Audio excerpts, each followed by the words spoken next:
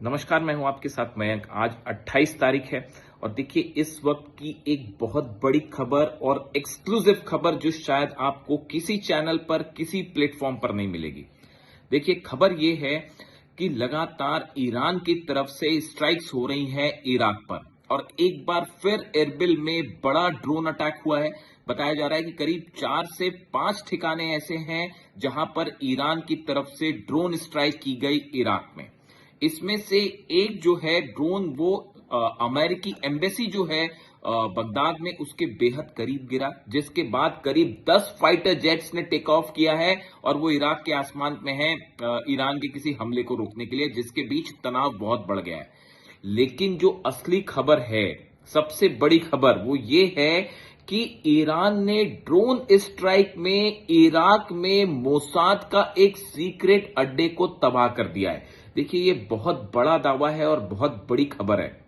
बताया ही जा रहा है, आप अगर पिछले 48 घंटे में जो हमले हुए इराक में अगर उन पर नजर डालें तो आप देखिए लगातार ईरान की तरफ से ड्रोन स्ट्राइक्स हो रही हैं और ये हमले कुर्दिश ठिकानों को निशाना बनाते हुए किए जा रहे हैं। जो कुर्दिश फोर्सेस हैं जो कि ईरान के खिलाफ हमेशा एक्शन करते हैं, उनको निशाना बनाकर ये हमले किए जा रहे हैं। यानी कुर्दिश लड़ाकों का जो इंफ्रास्ट्रक्चर है वो लगातार खत्म किया जा रहा है, उनके हथियारों को निशाना बनाया जा रहा है, उनके जो बेसेस हैं उनको निशाना बनाया जा रहा है। इसकी बड़ी वजह है, इसकी बड़ी वजह यह है, देखिए मैंने आपको पहले भी बताया था कि ऐसा माना जाता है कि अमेरिका ने इराक के बॉर्डर से आसपास के जो इलाके हैं वहां से एक ग्राउंड ऑपरेशन का प्लान वहां पर तैयार हो रहा था कि अगर हमला करना है ईरान के ऊपर तो जो इराक का जो बॉर्डर लगता है वहां से एक ग्राउंड ऑपरेशन का प्लान तैयार था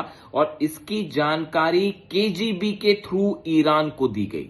रूस की एजेंसी के थ्रू ईरान को यह जानकारी दी गई कि इराक का जो बॉर्डर है यहां से किसी तरह के ग्राउंड ऑपरेशन की प्लानिंग हो रही है और इसको लेकर ईरान अलर्ट हुआ। करीब 50 से 60 हजार आईआरजीसी के सैनिक इराक के बॉर्डर पर तैनात किए गए हैं, जो इस बात के लिए अलर्ट है कि अगर किसी भी तरह का ग्राउंड ऑपरेशन हो तो करारा जवाब दिया जाए और एक भी अमेरिका का सैनिक जो है वो बच के वापस ना जाए।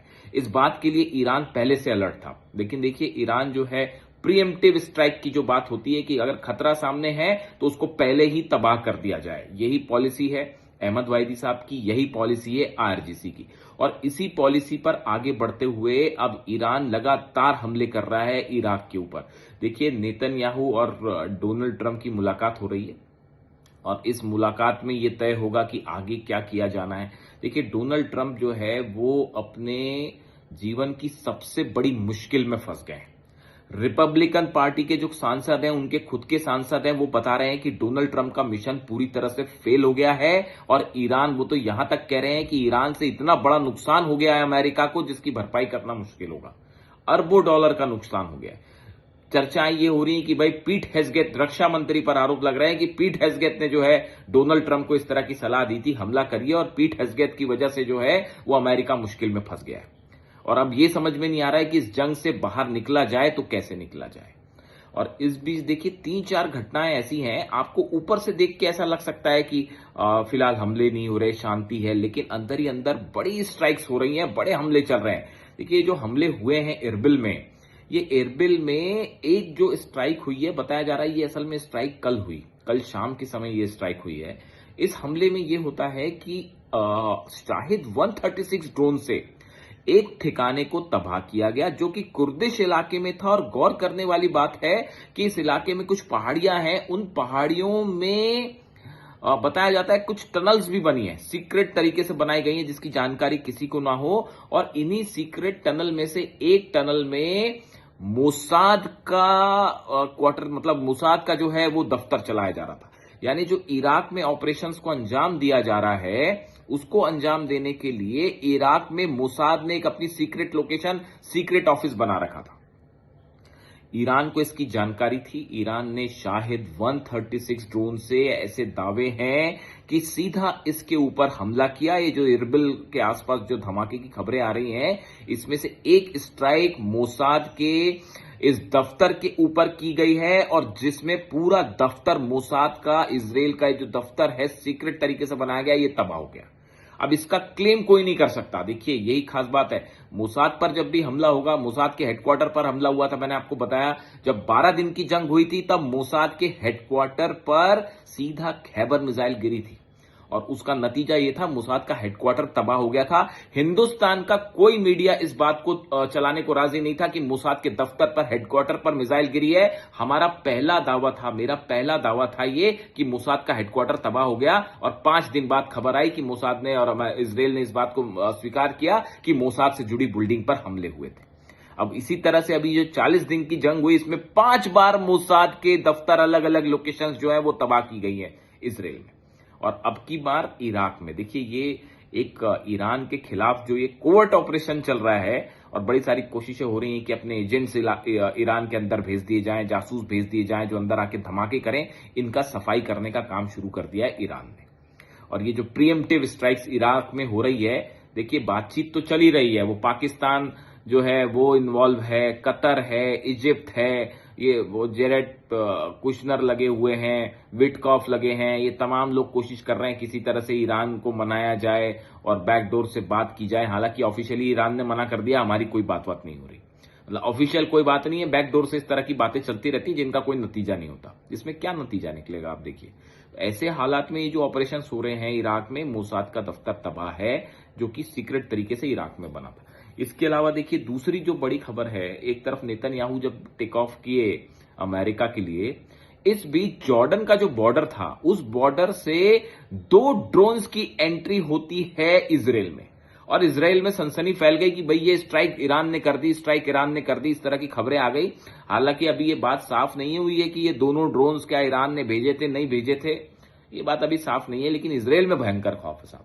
एक तो कल वो आग लग गई, 2 केमिकल फैक्ट्रीज में एक्सप्लोजन हुआ और आग लग गई, उसके बाद इजराइल में जो है वो तेजी से खबर फैल गई ये तो हमला है और ईरान ने हमला कर दिया और जबरदस्त पैनिक, लोगों को घर के अंदर रखने के लिए कहा गया, अमोनिया जो है वो गैस के रिसाव की खबरें आ गई। यानी आप देखिए खौफ ईरान के ड्रोन्स का, ईरान की मिसाइल्स का खौफ जो है वो इजराइल में, अगर आपको देखना है तो आपको इजराइल में देखना पड़ेगा। जरा सा कहीं कुछ हुआ, धमाका लगा, आग लगी और वो इजराइल में खबर फैल जाती कि अरे हमला हो गया, हमला हो गया।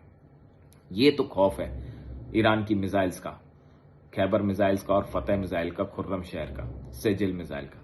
तो देखिए हालात ये हैं। अब मुलाकात हो रही है। अच्छा, इसी बीच देखिए दूसरे वो सऊदी और हूती वाले हालात भी बिगड़ते जा रहे हैं। हूतीज ने जो है सऊदी की पाइपलाइन उड़ा दी है ऑयल की, उसमें और अरामको जो की यूनिट थी जिसमें आग लगी है, वो आग इतनी ज्यादा बढ़ गई कि नासा की तरफ से तस्वीरें जारी करके बताया जाता है कि वो दिख रहा है उसमें कि जो है भयंकर आग लगी हुई है जिसपे काबू पाना मुश्किल हो रहा है। हमला हुआ था 2 दिन पहले, वो आग अभी तक लगी हुई है, आप सोचिए। और हूती ने जो ये सऊदी की ऑयल पाइपलाइन सप्लाई है, ऑयल सप्लाई सऊदी की इस समय ऑलमोस्ट रुकी हुई है, बाबल मंदेब बंद है। वहां पर जितनी इंश्योरेंस कंपनी है, ऐसा बताया जाता है कि उन्होंने तो जो सऊदी की जो है कई जहाजों को इंश्योरेंस देने से मना कर दिया कि आप अगर वहां जाएंगे तो हमला होना तय है। यानी आप देखिए सऊदी का जो ऑयल सप्लाई है वो हूतीज ने रोक रखा है। भले सऊदी की तरफ से हमले भी हो रहे हैं यमन में, हूती के ठिकानों पर जबरदस्त जो है बमबारी हमले जारी हैं अभी भी, लेकिन इसी बीच जो है वो ड्रोन स्ट्राइक्स भी शुरू हो गई है। बताया जा रहा है कि 2-3 ड्रोन जो है वो सऊदी के अंदर तक आ गए थे और हमला करने, अब उसका इंटरसेप्ट किया नहीं किया, धमाके हुए नहीं, इसकी कोई जानकारी नहीं, क्योंकि ऐसी खबरें आने में वक्त लगता है। लेकिन सऊदी और हूती के बीच जो हालात हैं, बाबल मंदेब बंद है, हॉर्मूज तो आप देख ही रहे हो, वहां जहाज ही फट रहे हैं बारूदी माइन से। तो ऐसे में बाबल मंदेब बंद है, हॉर्मूज बंद है, ईरान का ऑपरेशन जारी है। ईरान को अब फर्क नहीं पड़ता अमेरिका बात करे ना करे। डोनाल्ड ट्रंप का फिर बयान आया है कि अगर ईरान तैयार नहीं हुआ तो हम फिर से हमले करेंगे। ईरान ने कहा जो करना करो साहब, हमें कोई फर्क नहीं पड़ता। ना अहमद वाहिदी साहब को फर्क पड़ता, ना आरजीसी को फर्क पड़ता है। ईरान अपने एजेंडे पर चल रहा है और अपने हिसाब से ही आगे चलेगा। और फिलहाल सफाया हो रहा है इराक में, जो कोवर्ट ऑपरेशंस करते हैं, ईरान के खिलाफ हमले करते हैं, धमाके करते हैं, उन एजेंट्स का सफाई अभियान चल रहा है। और ये जो हमले हुए हैं इराक में लेटेस्ट, खासतौर पर एरबिल में और यूएस काउंसलेट के आसपास, इन हमलों में एक जो था मोसाद का दफ्तर, वो भी कर दिया गया है तबाह। इस तरह की खबरें हैं। अब सबकी नजरें इस बात पर टिकी हैं कि नेतन्याहू और डोनाल्ड ट्रंप की मुलाकात में क्या होता है। ईरान की तरफ से एक और बड़ी बात कह दी गई है कि जब तक लेबनान में पूरी तरह से ऑपरेशन रोक नहीं देगा इजराइल की सेना जब तक बाहर नहीं आ जाएगी, तब तक आप किसी तरह की कोई बातचीत तो भूल जाइए। ये बात साफ साफ ईरान की तरफ से कह दी गई है। अमेरिका को और इजराइल को भी ये मैसेज दे दिया गया है कि लेबनान में ये जो होते हैं तमाशे कि भाई अमेरिका के साथ सीज फायर हो गया और फिर अब बातचीत चल रही है और लेबनान में नेतन्याहू हमले करते रहते हैं, लोगों को मारते रहते हैं और जो है इंफ्रास्ट्रक्चर पर हमले करते रहते हैं। ईरान ने कहा यह तमाशा बहुत हुआ, बस बंद करिए। अब अगर लेबनान में एक भी हमला हुआ तो ईरान न फ्रंट डोर से कोई बात करेगा ना बैक डोर से कोई बात करेगा। उसके बाद डोनाल्ड ट्रंप जाने और डोनाल्ड ट्रंप का इलेक्शन जाने, वहां देखिए आप रिपब्लिकन, आप अमेरिका के अखबार उठा के देखिए, अमेरिका के वीडियोस देखिए, न्यूज चैनल देखिए, इतना जबरदस्त गुस्सा है। अमेरिका खुद ये मान के चल रहा है कि डोनाल्ड ट्रंप ने जो है ईरान जंग हरवा दी अमेरिका को। इतना ज्यादा नुकसान हुआ है, कमर्शियली इकोनॉमी के हिसाब से भी नुकसान हुआ है, बिलियन ऑफ डॉलर्स खर्च किए गए और हाथ आया कुछ नहीं। बाबा जी का ठुल्लू, कुछ ना मिला, ना लीडरशिप चेंज हो पाई, ना आप न्यूक्लियर प्रोग्राम रोक पा रहे हो, ना मिसाइल प्रोग्राम रोक पा रहे हो, ना मिलिट्री ऑपरेशन कर पा रहे हो, ना हॉर्मूज खुलवा पा रहे हो। खुलवाना छोड़ा और बंद करवा के बैठ गए। यानी जो पहले हालात थे, इसीलिए अमेरिका में कहा जा रहा है कि ईरान पहले के मुकाबले और मजबूत हो गया है। यह बात कही जा रही है कि ईरान जो है वो इस जंग के पहले जितना मजबूत था उससे ज्यादा मजबूत हो गया। आप देखिए निशाने, देखिए जॉर्डन पे जो लगे हैं, कुवैत में लगे हैं।